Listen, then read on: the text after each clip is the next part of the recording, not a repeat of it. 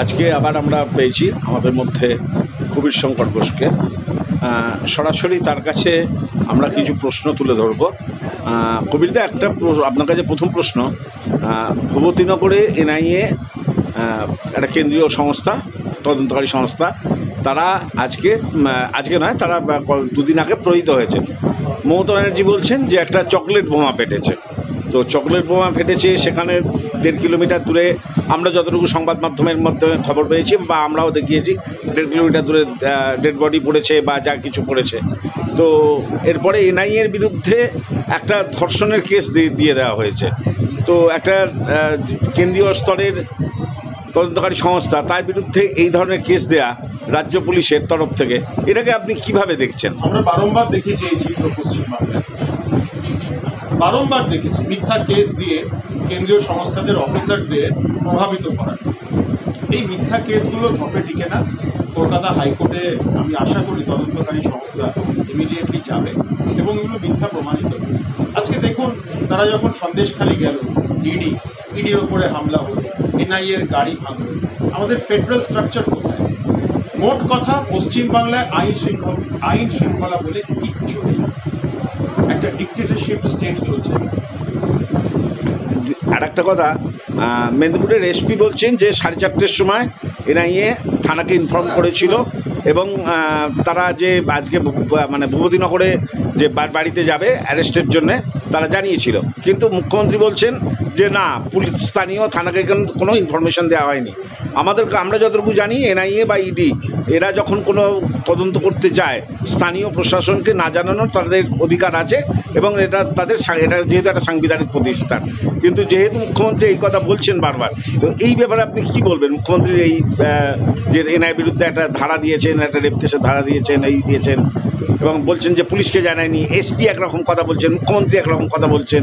আমরা তো বারবার বলেছি দলদাস পুলিশ তো প্রশাসনের হাতে, তৃণমূল পার্টির হাতে কোনো প্রভাব নেই। আজকে কেন্দ্রীয় সংস্থা যেই কাজগুলো করে, আইপিসি সিআরপিসি দায়রার ভেতরে করে। সিআরপিসিতে কিছু ধারা আছে, এই সংস্থার, তদন্তকারী সংস্থার কি পাওয়ার আছে। তো তারা যেটা করছে সিআরপিসি দায়রার ভেতরে করছে, কোথায় আইনের উল্লঙ্ঘন হচ্ছে? উল্লঙ্ঘনটা কোথায় হচ্ছে? তাও তর্ক বিতর্কে চলে যাচ্ছে। মোট কথা হচ্ছে, যারা আসামি তাদের তৃণমূল বাঁচাতে চাইছে। তৃণমূল তো গুন্ডাদের বাঁচায়, গুন্ডাদের দিয়ে মানুষের ওপরে অত্যাচার করে, এই তো চালাচ্ছে। না, তৃণমূলের বক্তব্য হচ্ছে যে যেহেতু সামনে ভোট, তাই বারবার বিভিন্ন কেন্দ্রীয় এজেন্সি, সেটা আয়কর বিভাগ হোক, সেটা ইডি হোক, সেটা সিবিআই হোক, সেটা এনআই হোক, তাদেরকে লেলিয়ে দিয়ে তৃণমূল নেতাদের তুলে নেওয়া। ভোটের মানে কি? নিশ্চয়ই প্রমাণ এখন হাতে এসছে বলে তদন্তকারী সংস্থারা অ্যাক্টিভ হয়েছে। নিশ্চয়ই প্রমাণ হাতে এসছে, জামিন কেন রিজেক্ট হচ্ছে? নিশ্চয়ই সলিড প্রমাণ তাদের হাতে আছে, তাই তারা এগোচ্ছে। আচ্ছা, এই গতকাল একটা চিঠি এসছে আমাদের কেন্দ্রীয় জাহাজ প্রতিমন্ত্রী শান্তনু ঠাকুরের কাছে, হিজাবুল মুদাইনের গোষ্ঠীর তরফ থেকে, যে তাকে রীতিমতো ধমকি দেওয়া হয়েছে এবং সেই চিঠির কপি আমরা মিডিয়াতেও দেখিয়েছি এবং মিডিয়াতে আমরা দেখেওছি, অনেকেই দেখেছেন। তো এই ধরনের যে ঠাকুর বাড়ির বিভাজন নিয়ে যে গণ্ডগোল, যে মমতাবালা ঠাকুর এবং শান্তনু ঠাকুরের মধ্যে যে গণ্ডগোল, সেইটাকে নিয়ে আপনি কিভাবে দেখছেন? এটা কোনো ঠাকুর বাড়ি আমি মনে করি না। আমি মনে করি যে তৃণমূল কংগ্রেস প্রচুর ভয় পেয়ে আছে। কারণ দেখুন, ওটা পুরো পটুয়া সমাজ, তো সিএএ অ্যানাউন্স হয়ে গেছে। এই মানুষের মাথা উঁচু করে বাঁচার অধিকার নরেন্দ্র মোদীজি করে দিলেন। তো ভীষণভাবে ভয় পেয়ে গেছে তৃণমূল কংগ্রেস। কারণ প্রার্থীদের এইসব করে, যারা বিজেপির প্রার্থী এইসব করে তাদের ভয় পাওয়ার চেষ্টা করছে, আর কিছু না। আর একটা কথা, রোদের উত্তাপ, ভোটের উত্তাপ, কোনটা বেশি লাগছে? মানুষের এত ভালোবাসা, পুরোটাই ঠান্ডা, কোনো উত্তাপ কিচ্ছু নেই। মানুষের স্বতঃস্ফূর্ততা কীরকমভাবে উপভোগ করছেন? মোদিজির ওপরে দুহাত দিয়ে আসে, যেখানে যাচ্ছি সবাই বলে আসছে নরেন্দ্র মোদী জয় শ্রীরাম। যে রামকে নিয়ে এসছে আমরা তার। দেখুন, আজকে আমরা মশাট অঞ্চল এবং শিয়াখালা অঞ্চল, এই দুটো অঞ্চলে আজকে আমরা প্রচারে ছিলাম। একটা মন্দিরে, একটা বেদির ওপরে রামের ছবি ছিল। সেই ছবির সামনে কল্যাণ বন্দ্যোপাধ্যায় নিজের পোস্টারিং করতেন। গতকাল একটি ভিডিও ভাইরাল হয়েছে, রাম নাম শুনে সে ক্ষেপে গেছে, সে যারা ওখানে স্থানীয় ব্যক্তিরা ছিল তাদের উপরে চেঁচামেচি করেছে। রাম বিরোধী মানুষকে তো মানুষ ভোট করবে, যে রামকে এনেছে তাকেই মানুষ ভোট করবে। তৃণমূল তো বলছে যে দরকার ছিল কর্ম, ধরিয়ে দিল ধর্ম। তো বলছে ধর্মের রাজনীতি বিজেপি করে, কর্মের রাজনীতি বিজেপি করে না। ভারতীয় জনতা পার্টি কর্মের রাজনীতি করে না। কর্ম নরেন্দ্র মোদী কি কি করেছে, মমতা বন্দ্যোপাধ্যায় কি কি করেছে, এটা তো কাগজে লিখে আমি ডিবেটে বসতে পারি। সম্মানীয় মাননীয় মুখ্যমন্ত্রীকে আমি প্রস্তাব দিচ্ছি, আমি অত্যন্ত জুনিয়র, কিন্তু আমি সূচি নিয়ে একজন লয়ার হিসেবে আমি কাগজ আপনার কাছে দিয়ে দিতে পারি যে মোদিজি কি কাজ করেছে কর্মক্ষেত্রে, ওনাকে চ্যালেঞ্জ করতে উনি ভারতের মানুষের জন্য কি কাজ করেছেন। আর ধর্ম, রাজনীতিতে ধর্ম নেই। আপনি ভুলে গেছেন সেই অটল বিহারী বাজপেয়ী, যার হাতে আপনি রাখি পরিয়েছিলেন, যাকে আপনি ভাইফোঁটা দিলেন, সে কি বলেছিল? রাজনীতিতেও ধর্ম আছে, আপনি সেই ধর্ম পালন করেন। আপনি তো অধর্মের রাজনীতি করেন, মানুষের রক্তের রাজনীতি করেন। ভুলে গেলেন সেই ভারতরত্ন, সেই আপনার ভাই দাদার কথাগুলো সব ভুলে গেছেন। তুষ্টিকরণের রাজনীতি, নিজের গদি ধরে রাখার রাজনীতি করে সব ধর্মের কথা ভুলে গেছে। ধর্ম শেষ পশ্চিমবাংলায়। আমাদের লড়াই হচ্ছে ধর্ম রক্ষা, ধর্ম প্রতিষ্ঠা, আমাদের সব দিকে লড়াই। আজকে সন্দেশখালীর মেয়েরা, ভূপতিনগরের মেয়েদের বার্তা দিচ্ছেন যে আপনারাও বেরিয়ে আসুন। তো সেক্ষেত্রে ভূপতিনগর কেন, পুরো বাংলার মানুষকে আমি বার্তা দিচ্ছি, বাংলার মহিলাদের আপনারা বাড়ি বাড়ি সন্দেশখালী হবে, বাড়ি বাড়ি আপনাদের জমি দখল হয়ে যাবে। আপনারা যদি না বদলান, আপনারা যদি 35-এর বেশি 42-এ আপনারা বদলান, সময়ের অপেক্ষা। দলিল জাল হয়ে যাচ্ছে, বাড়ির মালিক পাল্টে যাচ্ছে। একদিন আপনার বাড়ির সামনে এসে বলবে কেউ, কিন্তু আমি তো বাড়ির মালিক, কি করেছেন? কি করবেন এই সিন্ডিকেট রাজের কাছে? পাল্টান। নরেন্দ্র মোদী জলপাইগুড়ি সভা থেকে বললেন যে যদি বিজেপি এখানে ভালো ফল করে তো একটা লোককে ধরে ধরে তদন্ত করা হবে এবং প্রত্যেক নেতাকে ধরে ধরে তদন্ত করা হবে। তো হবেই ভালো, অসাধারণ ফল। এবং উনি আগেই বলেছেন, না খাউঙ্গা না খানে, আর চোরদের উনি শাস্তি করবেন। কেন্দ্রীয় সংস্থা হাইকোর্টের অর্ডারের সব কাজ হচ্ছে, দ্রুত গতিভাবে চোরেরা ভেতরে। ধন্যবাদ কবির শঙ্কর বোসের। আজকের আমরা একটা ছোট্ট সাক্ষাৎকার নিলাম, তার বিভিন্ন মতামত আমরা জানতে পারলাম। অসংখ্য ধন্যবাদ কবির শঙ্কর বোসকে, এবং তার জন্যে অনেক শুভেচ্ছা রইল আমাদের তরফ থেকে। ধন্যবাদ।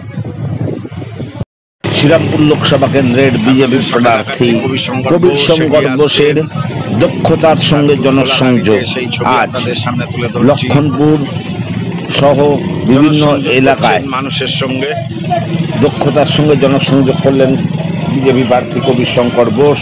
সেই ছবি আমরা তুলে ধরছি আপনাদের সামনে IXB টিভির পর্দায়। বিভিন্ন মানুষ স্বতঃস্ফূর্তভাবে এগিয়ে এলেন।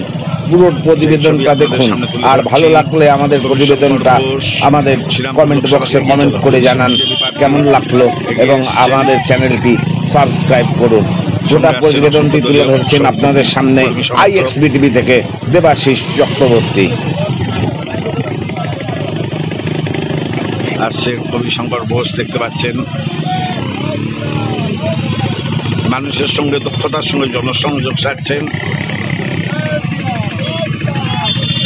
মানুষের সঙ্গে দক্ষতার সঙ্গে জনসংযোগ ছাড়ছেন।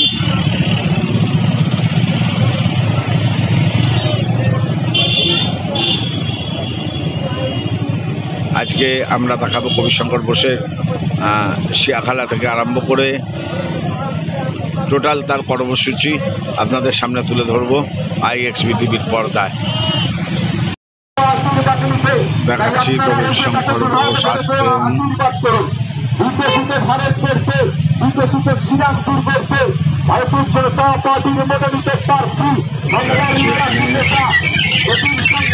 এগিয়ে চলেছে র্যালি। আপনারা দুহাত ধরে তাকে আশীর্বাদ করে চলেছে, আমরা সেই ছবি আপনাদের সামনে তুলে ধরছি। কবির শঙ্কর বোস মহাশয় আপনাদের দুয়ারে এসেছে আশীর্বাদ ও দোয়া নিতে। আপনারা দুহাত ধরে আশীর্বাদ করে বিপুল ভোটে জয়যুক্ত করে শ্রীরামপুর লোকসভা আসছেন। আপনাদের সামনে সেই ছবি তুলে ধরছি টিভি পর্দায়। চারিদিকে অসংখ্য মানুষ দেখুন দাঁড়িয়ে আছেন, অসংখ্য মানুষ, সেই ছবিও আপনাদের সামনে দেখাচ্ছি।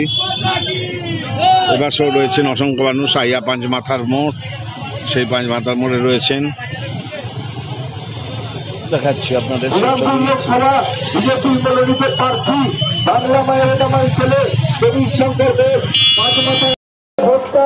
দেখাচ্ছি এখানে কবিশঙ্কর ঘোষ রয়েছেন লক্ষণপুর মোড়ে, সেই ছবি দেখছি। অসংখ্য মানুষ এখানে রয়েছেন, সেই ছবি আপনাদের সামনে তুলে ধরছি।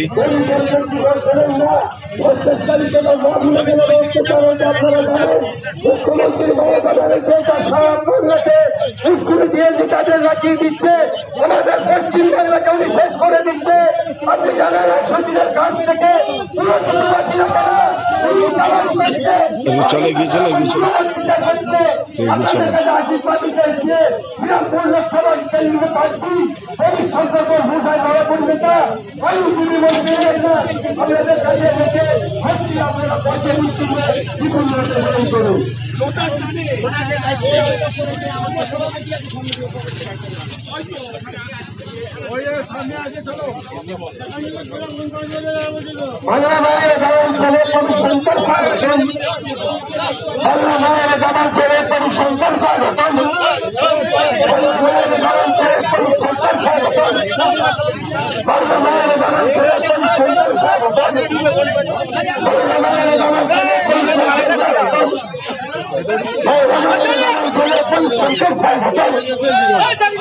আমি বলছি না ঠিক আছে।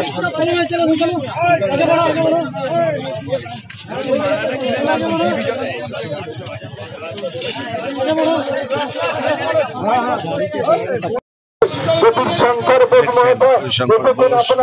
রয়েছেন, সেই ছবি আমরা দেখাচ্ছি। বহুদলীয় রয়েছেন, এখানে সামনে দেখাচ্ছি দলীয় কর্মী সমর্থকরা রয়েছেন।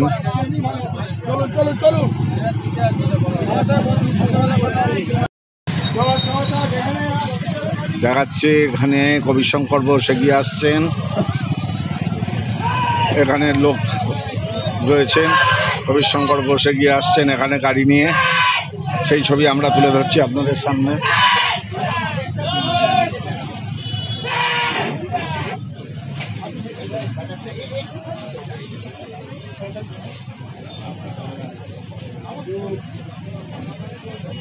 সেই ছবি আমরা আপনাদের সামনে তুলে ধরছি। কবিশঙ্কর ঘোষ নামছেন গাড়ি থেকে, তিনি পায়ে হেঁটে এই লক্ষণপুর বাজারটা ঘুরবেন, দুধ কুমড়া বাজারটা ঘুরবেন।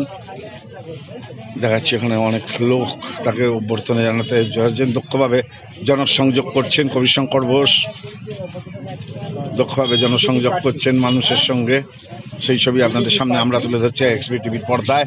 বিজেপির প্রার্থী কবিশঙ্কর ঘোষ এবারে পোর্টফোলিও ভোটটা দেবেন।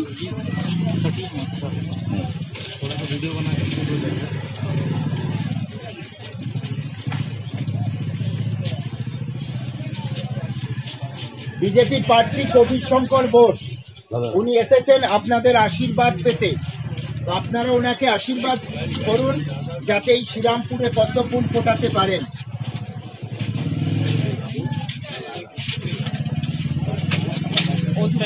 বন্ধ তো নাকি আর কোনটা থেকে ঘুরে পড়বো। দেখাচ্ছি কবিশঙ্কর ঘোষ এখানে জনসংযোগ করছেন, সেই ছবি আপনাদের সামনে আমরা তুলে ধরছি আইএক্সবি টিভির পর্দায়। এখানে মানুষের সঙ্গে জনসংযোগ করছেন কবিশঙ্কর ঘোষ। কবিশঙ্কর মানুষের সঙ্গে জনসংযোগ করছেন, কবিশঙ্কর ঘোষ দেখাচ্ছেন। দিদি কেমন লাগছে প্রার্থীর সঙ্গে কথা বলে? আর নরেন্দ্র মোদীজি দিল্লিতে প্রধানমন্ত্রী হচ্ছেনই, আপনাদের এখানে ওনার প্রতিনিধি বার করতে হবে, তখন দেখবেন সব যোজনা প্রকল্প জোর দিতে পারে। কথা দিয়ে গেলাম। কেমন লাগলো দিদি কথা বলে প্রার্থীর সঙ্গে? আচ্ছা,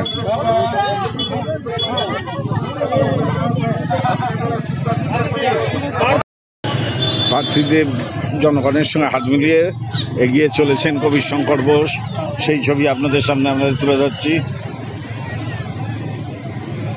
এখানে সামনে দেখা যাচ্ছি কবিশঙ্কর বোসের কনভয় এগিয়ে চলেছে।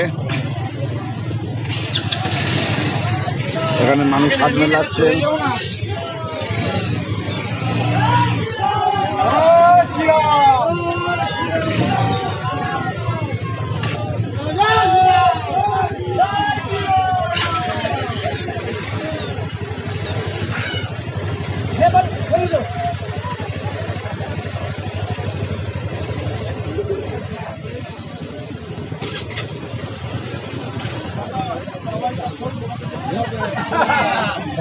এখানে দেখাচ্ছি কবিশঙ্কর বোসের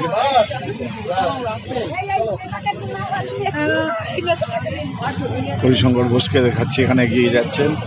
দিদি কেমন লাগলো প্রার্থীকে? ভালোই লাগলো। আচ্ছা, হ্যাঁ, পার্টিটা ভালো হয় তো ভালো। আচ্ছা, ধন্যবাদ। খাবার জল নেই, খাবার জলে মানুষ বাঁচবে কি করে? মানুষের জীবন নিয়ে খেলা। এই মায়ের মন্দিরে দাঁড়িয়ে আছি, আমরা কি মাটির সন্তান না? বাড়ি জগতে যারা থাকে তারা কি মানুষ না? তারা কি সন্তান না মায়ের? কি খরচা করেছিল? এই যে আমরা আজকে এখানে আছি জাঙ্গিপাড়া বিধানসভায়, এই অঞ্চলে মশাট অঞ্চলে রাস্তার কি অবস্থা দেখে, এখানেও জলের সমস্যা। আমি ওনার কাছে প্রমাণ চাইবো, উনি কি খরচা করেছেন, মানুষকে প্রমাণ দেন, মানুষকে প্রমাণ। বলতে হবে উনি একজন রাজনৈতিক একটা দলের প্রার্থী, ওনাকে বলতে হবে, তাই বলছে। মানুষের আবেগ দেখুন, খালি দেখুন মানুষ কিভাবে বেরিয়ে আসছে বাড়ি থেকে। কি কাজ হয়েছে? মমতা বন্দ্যোপাধ্যায় জাঙ্গিপাড়া বিধানসভায় মমতা বন্দ্যোপাধ্যায় যখন রেলমন্ত্রী ছিলেন, উনি দাঁড়িয়ে দাবি করেছিলেন পার্লামেন্টে যে আমার এখানে রেল পরিষেবা চাই, এবং মুখ্যমন্ত্রী হওয়ার পরে উনি জমিই দিলেন না রেল করার জন্য। আমি কথা দিচ্ছি জাঙ্গিপাড়ার মানুষদের, নরেন্দ্র মোদীজির প্রতিনিধি এখান থেকে আপনারা পার করুন, আমি এই বিষয়ে পার্লামেন্টে তুলব। জাঙ্গিপাড়া বাজেটে টাকা স্যাংশন করা হয় না, বাজেটে টাকা স্যাংশন করা হয় না, সব বাজে কথা, বিভ্রান্ত করার কথা, তারা ইস্যুটাই পার্লামেন্টে তোলেন। এগুলো শুধু মানুষ দেখাবার জন্য তারা বলে। যখন মন্ত্রী ছিলেন মমতা বন্দ্যোপাধ্যায়, এখন কিছুদিন আগে আমাদের শুভেন্দু অধিকারী মহাশয় ওনাকে 1956 ভোটে মুখ্যমন্ত্রীকে হারিয়েছেন। এগুলো ভুলবেন না কল্যাণবাবু আর মমতা বন্দ্যোপাধ্যায়। গতকাল জয় শ্রীরাম ধ্বনি শুনে উনি তেড়ে যান। ভেবে দেখুন কেন তেড়ে যান? রাম কি সকলের না? রাম তো সকালে, উনি কেন তেড়ে যাবেন? আমরা এই চিত্র মমতা বন্দ্যোপাধ্যায়ের কাছ থেকে দেখেছি, যেমন নেত্রী তেমন ওনার প্রার্থী। আজকে রাম নাম শুনলে কেন রেগে যাচ্ছেন? পুরো ভারতবর্ষে এটা তো একটা গর্বের ব্যাপার। রাম তো সকলের। রাম কি করেছে? আজকে মনে আছে ওই মহাভারতের যখন প্রভু শ্রীকৃষ্ণ দিব্য দর্শন দিলেন, সব ঠাকুর এক, এগুলো ভুলে যায় তারা। আমরা প্রথমে সনাতনী, আমরা ধর্ম রক্ষার লড়াই লড়ছি, ধর্ম প্রতিষ্ঠার লড়াই লড়ছি। কল্যাণবাবু এটা অত্যন্ত অন্যায় কাজ করেছেন। যে রামকে এনেছে, মানুষ তাকে নিয়ে আসবে। আপনার অপোনেন্ট পার্টি কল্যাণ বন্দ্যোপাধ্যায়, আপনি ওনার কতটা প্রতিবন্ধী মনে করছেন? লড়াইয়ের ময়দানে সবসময় লড়াই আছে, লড়তে হবে, কিন্তু আমাদের চেহারা, আমাদের মুখ হচ্ছে আমাদের নরেন্দ্র দামোদর দাস মোদী, যাকে ভারতবর্ষের 150 কোটি লোক দু হাত দিয়ে আশীর্বাদ করবে। জয় শ্রীরাম! চলুন চলুন,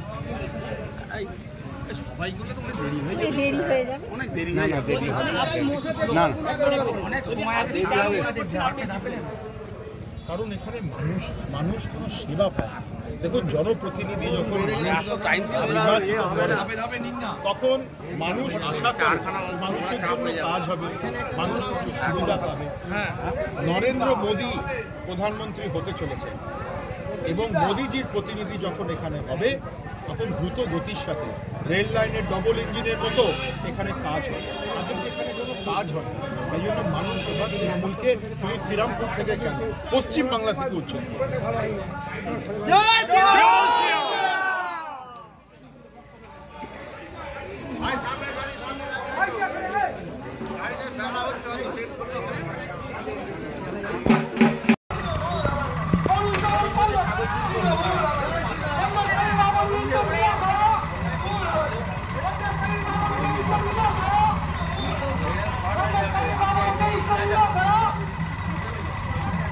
চুরি